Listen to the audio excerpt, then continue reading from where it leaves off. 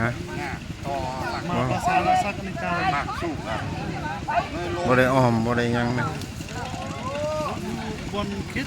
อยู่บนขนอยน้ำบุญสดครับจากตูมน้องบ่มีจ่าตุ่มมีแต่ยอดคันสิสวดก็แม่นยอดหมกคันครูบาอาจารย์ได้สวดจ่าตุ่มนั่นขนอยอันแบบนักมาอาจารย์เก่าคือเป็นทิศเป็นจานบ่เฮาซ้ำ2 3ก็ได้แล้วสวดได้ดอก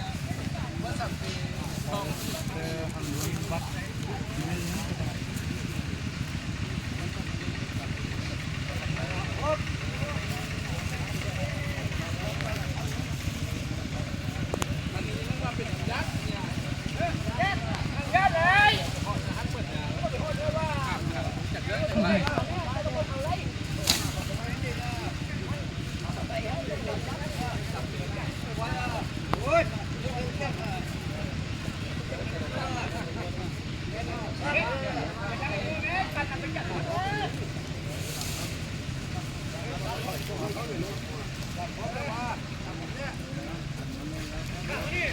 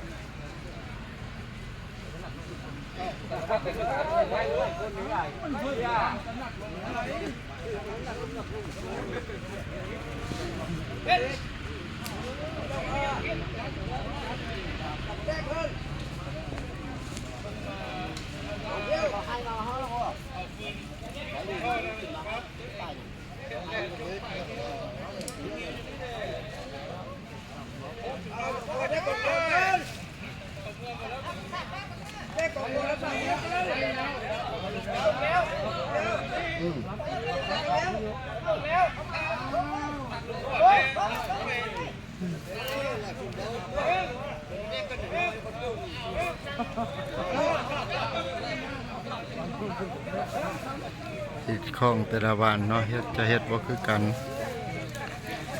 ไปไปหลายบ้านหลายบ่อนก็เห็นหลายหม่องหลายแจไปอันหันมวยมากคนนี้น้ำแหลกบริสุทธิ์มันเป็นเสียมาบุญนั้น9:10ยังอันเดี๋ยวคือหามันเป็นอย่างนั้นอย่าห่อเดี๋ยวขอย่าห่อมีสิบวัดตายเนาะคือเนี่ยได้การโทรของคนหอบที่นั่นเขา